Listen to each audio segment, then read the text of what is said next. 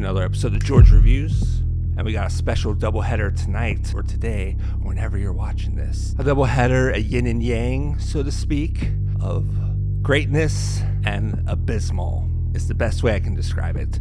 But today, we'll be talking about two films. It's a film versus film extravaganza. Which one will come victorious and which one will end in death and a bloodbath? With the release of The Suicide Squad, now in theaters and HBO Max, not sponsored, I want to finally see what the commotion is about of the 2016 classic. So, we'll be talking about two movies in this video. And we will begin with Suicide Squad. Suicide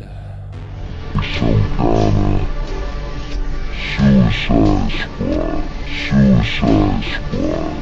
Suicide Squad. Alright, so Suicide Squad, 2016. It was an attempt by Warner Brothers and DC to kind of capitalize on the Marvel Cinematic Universe by creating the DC Cinematic Universe. You know, they already previously tried to establish a universe, a continuing film cinematic universe with Man of Steel, Batman v Superman, and both, whatever you think of those, kind of didn't meet financial expectations. And then they wanted to dive in and inject some juice into their next efforts to make it more friendly and more wild and more cool. And, you know, it's the cool kid walking in the fucking high school kegger of the shitty light beer that is the DC Cinematic Universe. And that was with Suicide Squad. And oh man, what a piece of garbage. What a piece of shit. Oh my God, I cannot believe I actually finally have witnessed this fucking train wreck of a movie.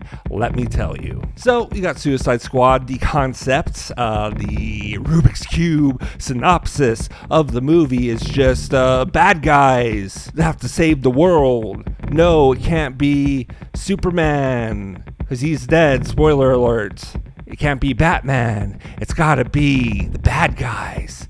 And they're bad guys, and they'll take every fucking opportunity just to grab at you and tell you that they're the bad guys. We're bad guys. We're the bad guys. They're bad guys. Worst of the worst. For those of us who don't speak good guy, they're bad guys. Hey, did you know they're bad guys? We're the bad guys. We're so bad and cool and edgy and fucking Hot Topic and Harley Quinn and Deadshot and Captain Boomerang, man. Ooh, so fucking cool. Oh my God, it's so fucking cool. I can't contain myself. But no, this movie is just abysmal.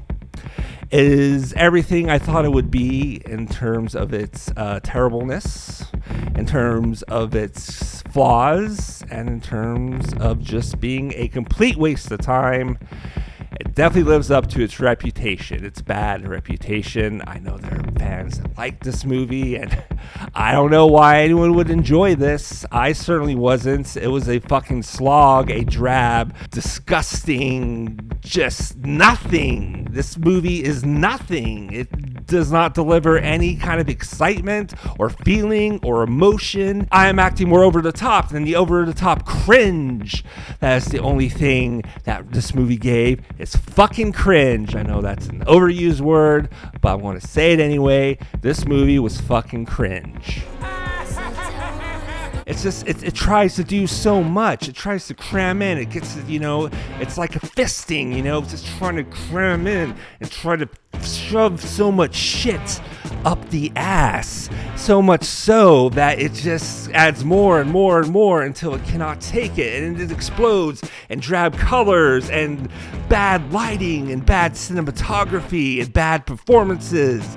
All along the guise of the director, David Ayer. And I'm sorry, David Ayer, but this is out of your wheelhouse. I mean, this script, this whatever, this look of a movie, no one could save it. You can blame it on the bad editing, sure. The editing is atrocious, it is worse than Bohemian Rhapsody. It's the material. The material sucks. The footage fucking sucks. You could edit this in any way, and it'd be an incomprehensible piece of shit no matter what. It is this overstuffed with iTunes playlist popular songs, really bad script choices and character choices. It doesn't have, it's stuff with so much shit, it doesn't have room to fucking breathe. You just have to let your movie breathe sometimes. You have to introduce a few things and just let it breathe and let it play out. This movie just slogs along and wastes your time spending time on all the different bad guys and those stories and arcs, and even the main ones. Not talk about Killer Croc or Boomerang Man or the man who can climb anything. I'm talking about Harley Quinn and fucking Jared Leto Joker, the cringe hot topic love affair for the ages, and it is just so fucking bad and painful. It takes the fucking movie 45 minutes to get all the stupid bad guys together to go on the fucking mission. And even that, you know, you have to have them train and all that montage bullshit that they you have to suffer through. Suicide Squad. And then maybe an hour or so in, you finally get to the fucking mission, which you don't really explain anyways.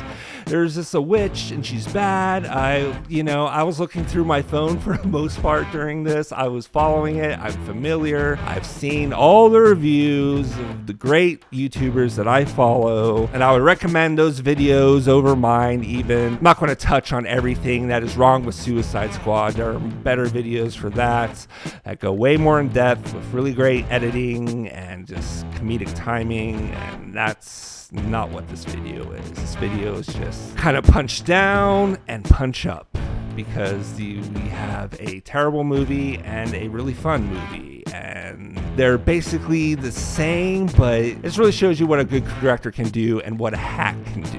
And we all know which one is the great filmmaker, Artur, and which one is the fucking hack here, okay? And this movie just thinks it's cooler than it actually is, you know, and it's spoon-fed for fucking babies, you know, like, Suicide Squad.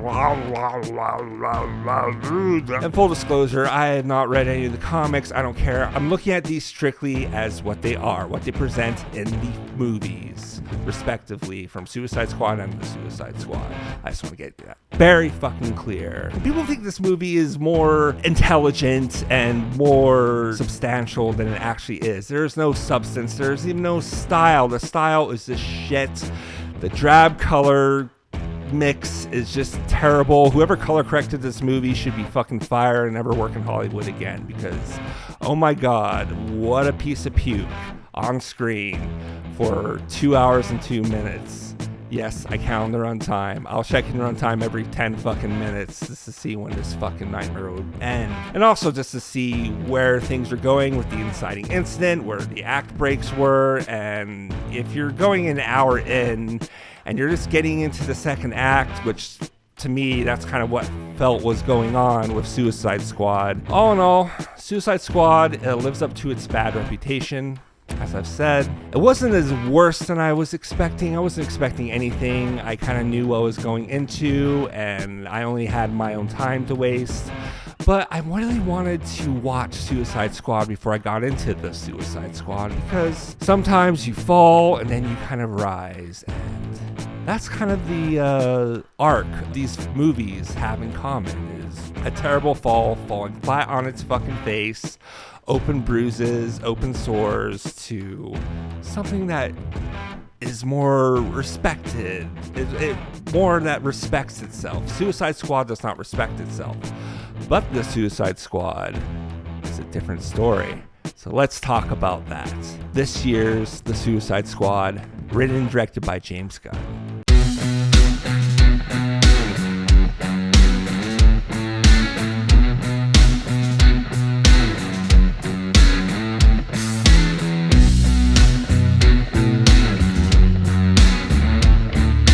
So we have The Suicide Squad. I just watched it, and color me impressed. I actually had a really fun time. I had no expectations. Bar was non-existent, pretty much. And so I was walking into this saying, okay, you know, Suicide Squad was fucking abominable. It was just hot garbage, and not even hot garbage. That's an insult to hot garbage. But how, what's James Gunn going to give me? Because I really respect James Gunn. I haven't seen all his movies, but definitely like what he did with Guardians of the Galaxy. Stupidly fired by Disney for controversial tweets, blah blah blah. Same cancel story. But Disney's loss is DC's gain, and they really picked the right man for the job. And like I said, I don't know anything about the comics. I don't know if he did the material justice, but what he did do was fucking magnificent and fucking extraordinary, and I just had a great fucking time with it.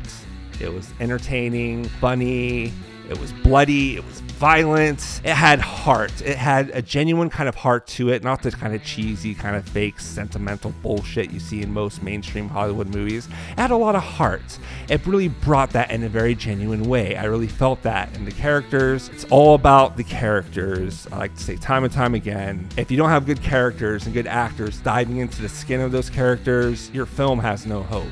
And the Suicide Squad delivers on its characters and the presentation, and just the whole structure of the film is just really unique. It's somewhat experimental. It takes experimental risks within the editing and within the structure. It's very non-chronological in parts, but it's kind of separated kind of clearly and concisely in these different sections. I love the titles that kind of come in on the different, I guess I can call them chapters, because this film, very much like a Tarantino flick, these have different kind of breakdowns and different titles. Even the subtitles I thought were shown in a very unique way. I thought it was very sharp and very precise, and that James Gunn has a vision for this. That he actually cares, that he actually has a vision and has a filmmaking style to him. I really feel like with presentation style, those kind of go hand in hand for me in terms of a film. Even if the plot or the story doesn't really resonate with me that much, I still think if you can have that coincide hand in hand, you got yourself a very unique cinematic experience. And that is what the Suicide Squad gave me, a very unique cinematic experience. Let's talk about the cast. The cast is really great. You got Idris Elba, Margot Robbie, John Cena, Joel Kinnaman, I think, guy who plays Rick Flag. I thought he returns from the original Suicide Squad, and he does a much better job in this.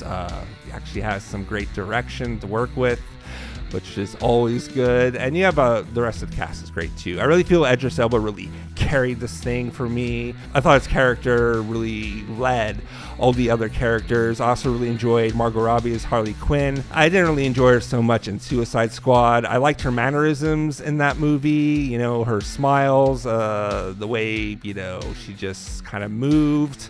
Not talking verbally, just in her movements and her body language. Being a fan of the original Batman animated series from the 90s, I really feel she kind of nailed that vision of Harley Quinn very well. Her dialogue in Suicide Squad is just atrocious. They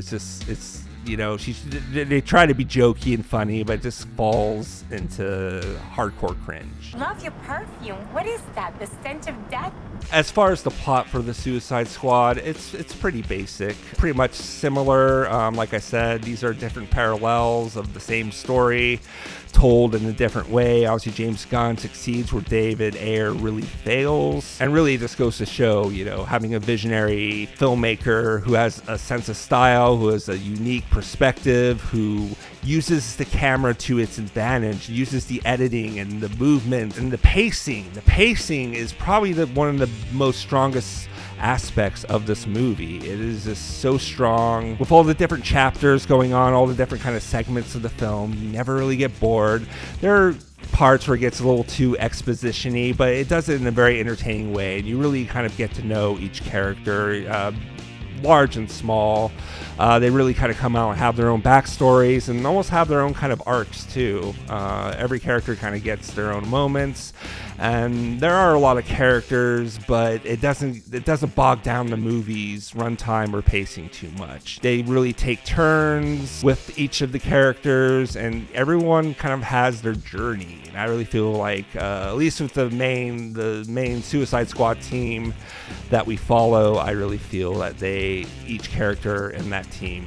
You get to really kind of explore their own journey. The villains don't really take up too much time. They're just kind of there. Some come and go. There are multiple villains, which can be kind of a detriment to, a film like Spider-Man 3, for example. But with this, they don't really get in the way of the plot, and they don't get in the way of the other characters. They're just kind of there as the antagonistic kind of forces for the Suicide Squad, which it worked really well. It was a great kind of mix of different unique kind of characters that have their roles and are never overstaying their welcome, which I really enjoyed. Just the colors and the way everything was put together was so magnificent. It's a very epic kind of comic book movie, and I'm not a fan of comic book movies usually.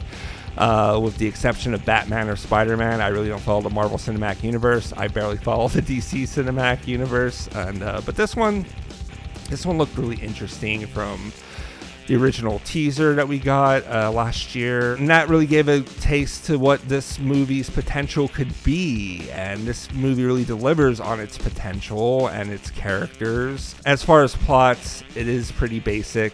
It is, like I said, pretty much the polar opposites of the same plot of Suicide Squad, but executed in a more interesting way. You definitely have similarities, especially with Bloodshot's character or Bloodsport. We get in the characters' heads too. We see characters reflecting on their backstory and seeing images from that, but not like going full on flashbacks. We kind of see inside Harley Quinn's head. There's a really cool sequence, really cool fight sequence with her. She kind of goes off and does her own little side subplot for a little bit. It never derails the film in any way, and we get really this cool kind of animated kind of look into Harley Quinn's mind, and I really enjoyed that. I didn't think I would. Just the contrast of different colors in the movie really worked. There's some overexposed kind of shots, but I felt those worked really well too. I thought they were very kind of, I don't want to say heavenly, but they brought a really interesting aura of different colors. But really, that's all there is to say. It knows what it is and it embraces it. It is very self-aware, though it's a little cheesy at times. It kind of breaks that wall and admits that it's cheesy, which is something I appreciated, so it's not trying to take itself too seriously. Suicide Squad, on the other hand, tries to take itself too seriously, but tries to be light and funny and just kind of falls flat on its face in both aspects. I think Suicide Squad succeeds in every way that Suicide Squad fails. I think it's an interesting contrast of different films, but I feel that we should forget about Suicide Squad. It never happened. It never existed. Just sweep it under the fucking rug because it's a nothing. It has nothing to offer. It is a waste of time and talent and just everything it does. It fails. It just fucking fails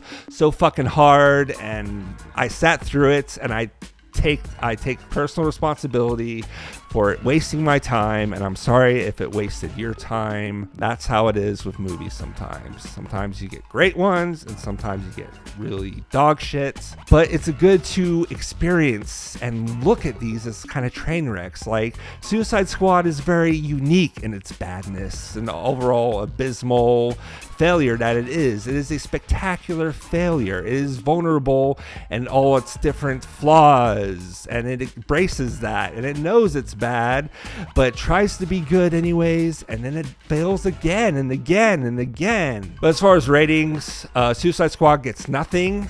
You get 0. You are just nothing. Not even a 0, just nothing. It does not. Nothing. Not even a half star. I got nothing with it. I got nothing from it. But as far as the Suicide Squad, which is a very fun, entertaining film that I would recommend you check out in theaters or HBO Max. I watched it in the comfort of my own home, but I definitely might want to check it out in the theater. Give it some support, because this is the kind of blockbuster I'd like to see succeed, because James Gunn is brilliant and doing these kind of big, massive, mainstream adaptations of characters and comic book lore and whatnot, and I really hope he gets more work. I'm sure he'll return for Guardians of the Galaxy Part 3 or whatever. I think he really succeeded here. I want to give the Suicide Squad 3.5 stars. It was fun. It knows what it is and does it very well. It's not trying to be anything else but just a fun action comic book adventure film. And that's really all there is to say to it. Check out the Suicide Squad. I highly recommend it. Stay away from Suicide Squad though.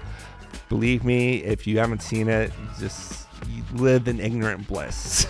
So basically, that's going to be it. And did you see the Suicide Squad, or did you have bad flashbacks of Suicide Squad? Let me know down there below in the comments. I'll share our experiences. We can move past Suicide Squad and talk about what we loved about the Suicide Squad, because I'm pretty sure everyone, the majority of people are going to enjoy the Suicide Squad. As always, please like and subscribe if you'd be so kind. Also tap the bell, that'd be swell.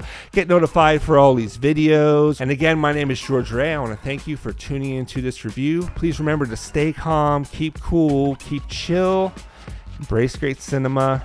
I'll see you on the next one, I promise. Until then, peace out. We some kind of Suicide Squad.